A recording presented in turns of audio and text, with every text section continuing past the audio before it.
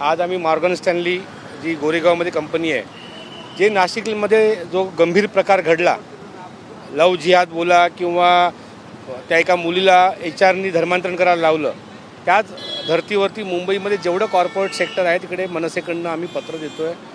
मुलींची हॅरॅसमेंट असेल आणि आता मार्च एप्रिलचे महिने झालेले आहेत, ॲप्रिलचे दिवस असतात. HR कडनं ह्या गोष्टी सातत्याने घडल्या त्यांच्याकडनं घडतात अशा की हॅरॅसमेंट बोला, प्रेशर बोला किंवा मग कॉम्प्रोमाइज बोला. त्या हाताखालचा मुलगा असेल मुलगी असेल त्यांना हे करायला लागतं. म्हणून आम्ही आज एक पत्र दिलं. Morgan Stanley, JP Morgan, Kotak life, Kotak महिंद्रांना उद्या देणार आहे आम्ही. काय ह्या मोठ्या मोठ्या कंपन्या आहेत, मुलांना 50,000च्या वरती लाख रुपये, 1.5 लाख असे मोठे मोठे पगार असतात. ती नोकरी जाऊ नये म्हणून बिचारा मुलगा किंवा ती मुलगी ह्या HRच्या किंवा ह्या कंपन्यांच्या दबावाखाली येतात आणि मग त्यांना कॉम्प्रोमाइज करायला लागतं. हे घडू नये म्हणून आज आम्ही हे पत्र दिलेलं आहे. म्हणजे एक उदाहरण जे नाशिकमध्ये घडलं ह्याच्यामुळे आपले डोळे उघडले गेले की असं घडू शकतं. एक मुलगी धर्मांतरण करू शकते, म्हणजे ह्यांचं प्रेशर किती असेल तुम्ही विचार करा. आणि मला वाटतं ह्या कंपन्यांमध्ये 60-70% ही परप्रांती आहेत. मुंबईत राहणारा स्थानिक जर असेल त्याला जर तुम्ही नोकरी दिली तर त्यांना चांगलं होईल ना त्यांचं. इथे तसं नाही चालतं आहे. म्हणून आज आम्ही पत्र दिलेलं आहे, निवेदन दिलेलं आहे. त्यांच्याकडे पुन्हा एकदा मिटिंग करू, काय चाललं आहे त्यांचा आढावा घेऊ आणि त्यांचं आमच्या पत्राचं ते उत्तरही देतो बोललेत. 2 मागणी पण तुम्ही केल्या तर स्थानिक लोकांना मुंबईकरांना नोकरी 100% मी तेच बोललो ना. डायरेक्ट जर ऑनलाईनमध्ये प्रक्रिया होते कामावरती घ्यायची, बाहेरनं मुलांना डायरेक्ट आणलं गेलं, ऑनलाईनमध्ये जॉब झाले, गुडगाव असेल, नोएडा असतील तिकडची मुलं डायरेक्ट इकडे येतात. मुंबईमध्ये आहेत ना मुलं शिकलेली. MBA करणारा मुलगा तो गुजराती असेल, उत्तर भारतीय असेल, तो मुंबईचा पण आहे ना. मराठी मुलं आमची आहेत चांगली शिकलेली, पण त्यांना जॉब का नाही देते लोक. ऑनलाईनमध्ये डायरेक्ट इथे बाहेरच्या बिल्डिंगमध्ये पेईंग गेस्ट म्हणून मुलं राहतात. मग अशा मुलांना इथे जॉब का? आमच्या मुलांना पहिलाच द्या ना.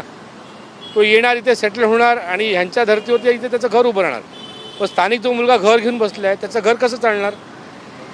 सुशिक्षित मुलं आहेत आमच्याकडे. असं बोलत नाही की 10वी नापासला तुम्ही इथे इंजिनिअरिंगचा जॉब द्या. त्या क्रायटेरियाप्रमाणे त्यांच्या क्वालिफिकेशनप्रमाणे तुम्ही जॉब द्या त्यांना. एवढंच आमचं मागणी आहे.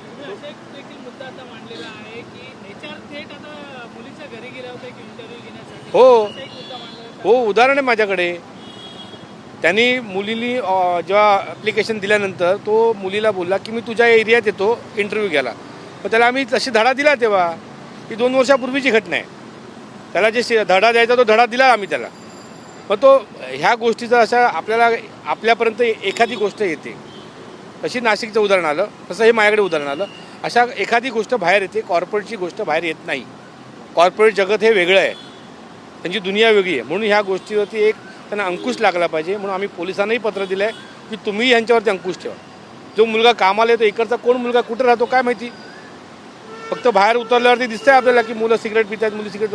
नवीन तरुण मुलं जर असं वाया जात असतील तर वाईट आहे ही गोष्ट.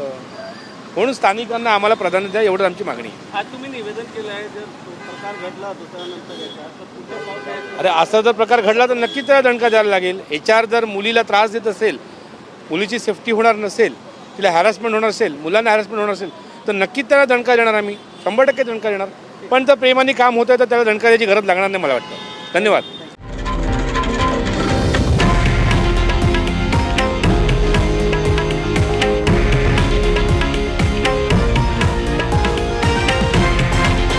हे आहे देशातील नंबर 1 न्यूज नेटवर्क आणि आपण पाहत आहात TV9 मराठी, एकमेव.